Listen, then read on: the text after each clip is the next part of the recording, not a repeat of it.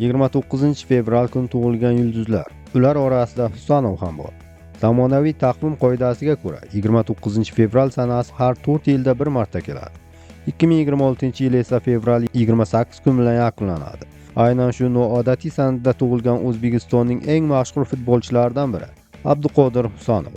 Manbalarga ko'ra, u 2004-yil 29-fevralda tug'ilgan va hozir Manchester City safida faoliyat olib bormoqda. Shu bois bu yil u tabriklarni 28-fevral yoki 1-mart kuni qabul qilishiga to'g'ri keladi.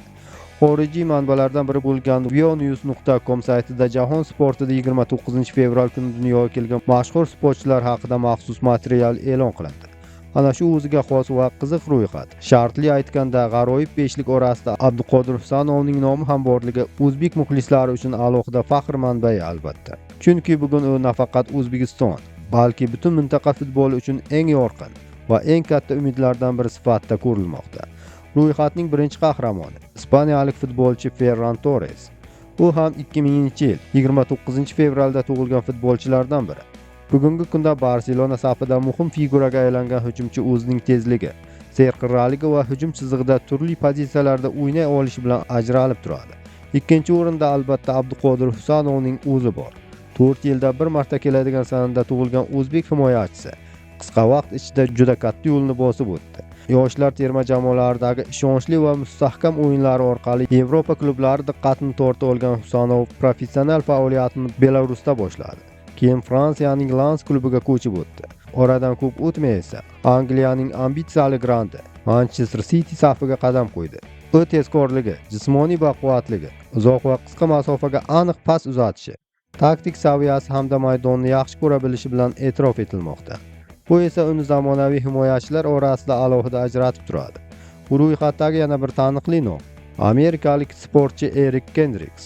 U 1992-yil 29-fevralda tug'ilgan bo'lib, NFL Amerikacha futbolda yorqin karyera yaratgan sportchilardan biri sanaladi. 4-o'rinda kanadalik xokkeychi Cameron Ward qayd etilgan. 1984-yil 29-fevralda tug'ilgan darvozabon NHL tarixida munosib iz qoldirgan sportchilardan biri hisoblanadi. G'aroyib beshlikning yana bir a'zosi nemis futbolchisi Benedikt Xyovendis.